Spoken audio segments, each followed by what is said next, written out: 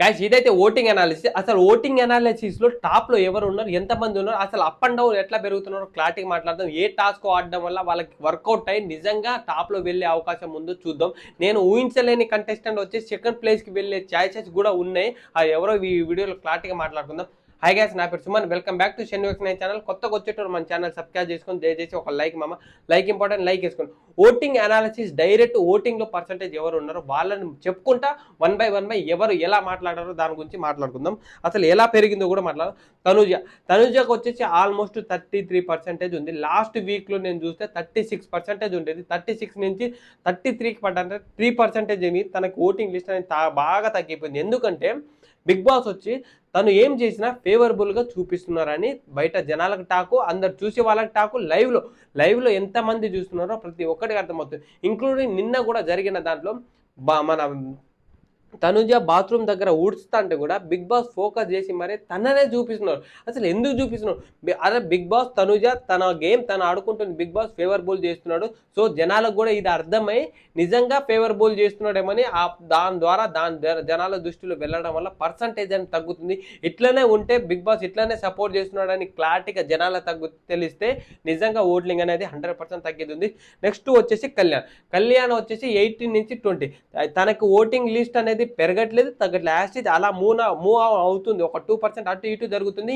ఇంకో వేరే లిస్టులో దీంట్లో 2 లిస్టులు ఉన్నాయి. వేరే దాంట్లో చూస్తేమో మన కళ్యాణ్ వచ్చి టాప్లో ఉంటే తనుజ వచ్చి సెకండ్లో ఉన్నారు. ఇది ఓవరాల్గా వీళ్ళ ఇద్దరిని కంపేర్ చేసుకొని మరీ చెప్తున్నా. కళ్యాణ్ వచ్చేసి టాస్కులు ఆడుతున్నారు, ప్రతి ఒక్క గేమ్ ఆడుతున్నారు. శ్రీజ విషయంలో కూడా టాస్క్ ఆడారు. ఇతనికి మెయిన్ ఫేవరబుల్ ఏంటంటే శ్రీజ బయటికి పోయినప్పటి నుంచి శ్రీజ ఓట్లు అనేది చాలా వర్కౌట్ అయిపోయింది. ఎందుకంటే వీళ్ళ బాండింగ్ ఉండడం వల్ల, శ్రీజ వర్కౌట్ అవ్వడం వల్ల ఇతనికి కూడా ఓట్లు పడుతున్నాయి. ఇతను ఫస్ట్ ప్లేస్, సెకండ్ ప్లేస్లో ఉన్నారు. వీళ్ళిద్దరు డిఫరెంట్ అయ్యేటి ఉంది. ఇంకొకటి ఏంటంటే ఓవరాల్గా గైస్ నిజంగా అసలు ఓటింగ్ లిస్టులో ఎప్పుడు ఒక 7 మెంబర్ కంటెస్టెంట్ ఉంటే ఆల్మోస్ట్ తను వచ్చేసి ఒక 5 or 4లో ఉండేది. ఈసారి అయితే నిజంగా ప్రపంచం చూపించాడేమో అనిపించింది. ఓటింగ్ లిస్ట్లో సెకండ్ ప్లేస్కి వెళ్ళే అంత కేపబిలిటీ కూడా ఉంది తనకి. నిజంగా ఎవరంటే అది సుమన్ శెట్టి నిన్న నామినేషన్ తనుజకి అండ్ సుమన్ శెట్టి మధ్య జరిగిన నామినేషన్లో సుమన్ శెట్టి నేను ఊరకలేను, నా బాడీ సహకరించదు, సో నేను సెల్ఫ్ నామినేషన్ చేసుకుంటా అని చెప్పి నిజాయితీగా ఒప్పుకున్నాడు కదా.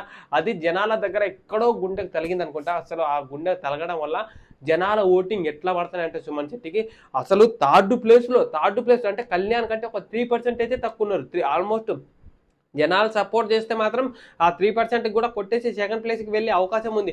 ఎంత పర్సెంటేజ్ ఉంటే 15% ఉంది. మన కళ్యాణ్కి వచ్చి 18%. ఆల్మోస్ట్ 15% అంటే చూడండి సుమన్ శెట్టి ఎంత తన్నుకొచ్చారు. నిజంగా థర్డ్ ప్లేస్లో వచ్చారంటే నిజంగానే ఓవరాల్గా ఇంకో ఇట్లనే 2 సార్లు గేమ్ ఆడితే మాత్రం సెకండ్ ప్లేస్ కొట్టడం పక్కా.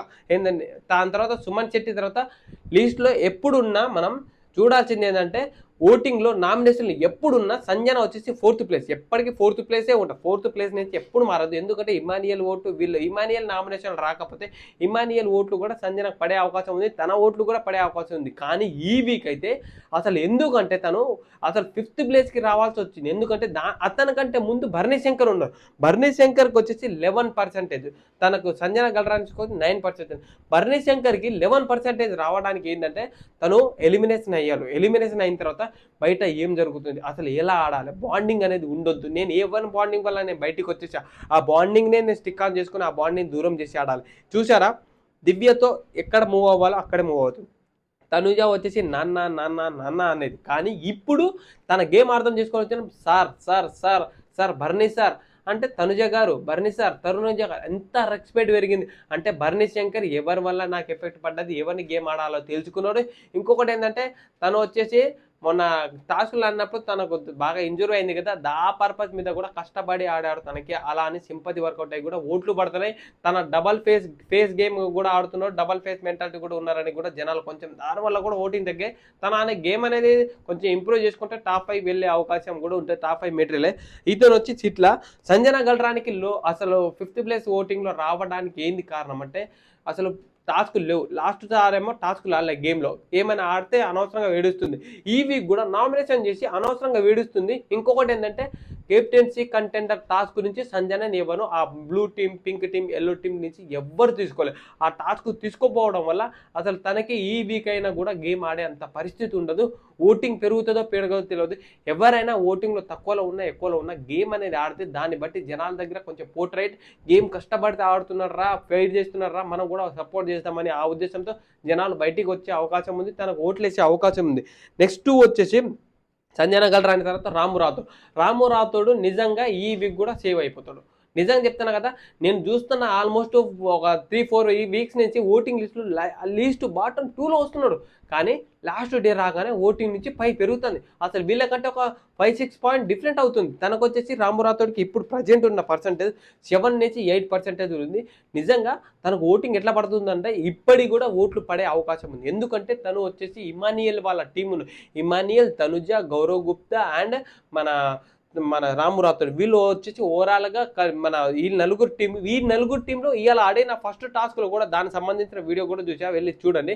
ఫస్ట్ టాస్క్లో కూడా ఇమానియల్ టీం విన్ అయిపోయింది. ఇట్లా ఫేవరబుల్ అయ్యే అవకాశం ఉంది. రాము రాథోడ్ ఇట్లానే టాస్క్ ఆడితే నిజంగా తను వచ్చేసి 100% సేవ్ అయిపోతాడు. నెక్స్ట్ వచ్చేసి సాయి శ్రీనివాస్ నిజంగా చెప్తాను కదా, తనకి ఫస్ట్ మన వైల్డ్ కార్డ్ ఎంట్రీ కాకుండా ఫస్ట్ నుంచి వస్తే బాగా ఫేవరబుల్ ఉండేదేమో నా అభిప్రాయం. ఎందుకంటే తను టాస్క్ ఆడుతున్నాడు. నిజంగా ఏంటంటే ఎవరు టఫ్ కంటెస్టెంట్ ఎవరో తెలుసు తనకి. తను బయట ఉండి గేమ్ చూసి వైల్డ్ కార్డ్కి వచ్చారు. తనుజతో నేను ఫైట్ చేస్తే తనుజను మీద నన్ను ఓట్లు నెగిటివ్ అవుతుందని తెలిసి కూడా ఈ వీక్ నామినేషన్లో తనుజతోనే ఫైట్ చేశారు.